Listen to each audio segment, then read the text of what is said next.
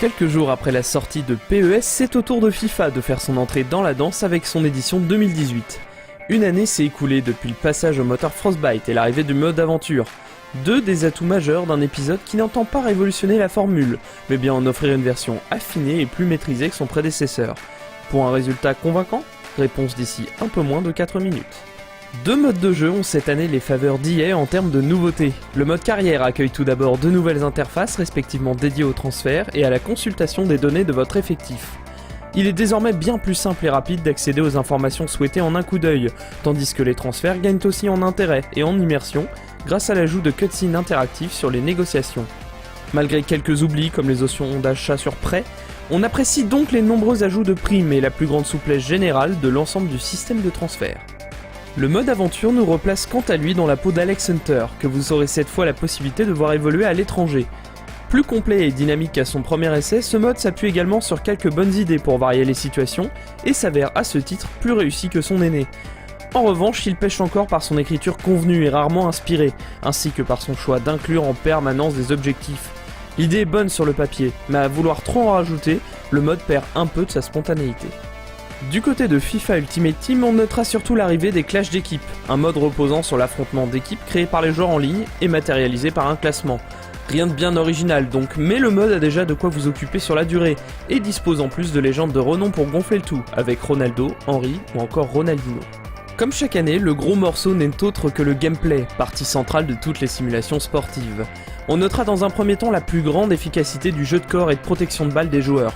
Il est ainsi plus fréquent de parvenir à récupérer le ballon ou mieux le protéger des assauts de son adversaire via l'emploi de la gâchette gauche, couplée à un bon timing dans le placement, ce qui devrait plaire aux amateurs de jeux défensifs.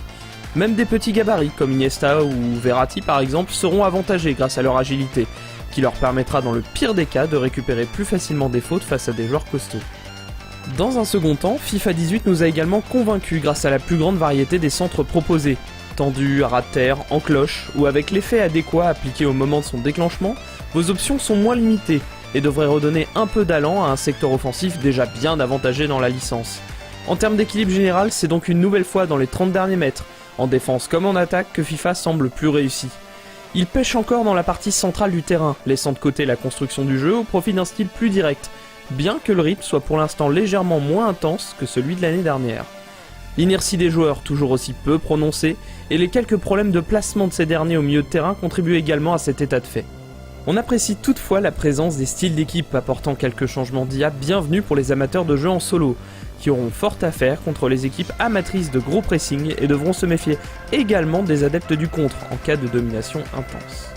Quelques ajouts mineurs sont également à saluer, comme le nouveau système de changement rapide qui permet d'éviter de passer par le menu pause en match. La modélisation globale des joueurs est également meilleure, tout comme celle du public, avec lequel vous pouvez même désormais fêter votre but. Enfin, l'ambiance a été un poil travaillée avec quelques choix de filtres visuels, bannières et autres décorations de stade qui permettent de bien distinguer un match déroulant en Amérique du Sud par rapport à une rencontre ayant lieu au hasard au Parc des Princes ou à l'Allianz Arena de Munich. L'épisode 2018 de FIFA nous gâte donc sur son mode carrière, ses ajouts visuels et son travail sur l'ambiance, mais n'a pas pour autant oublié de travailler son gameplay cette année. Si nous accordons sans peine un bon point au nouveau centre et au jeu de corps plus convaincant que d'habitude, nous pourrons toutefois regretter le manque de soins accordé au cœur du jeu, à savoir la construction de vos actions au milieu du terrain. Un point sur lequel FIFA devra progresser à l'avenir s'il veut dépasser la note que nous lui avons accordée, à savoir 16/20.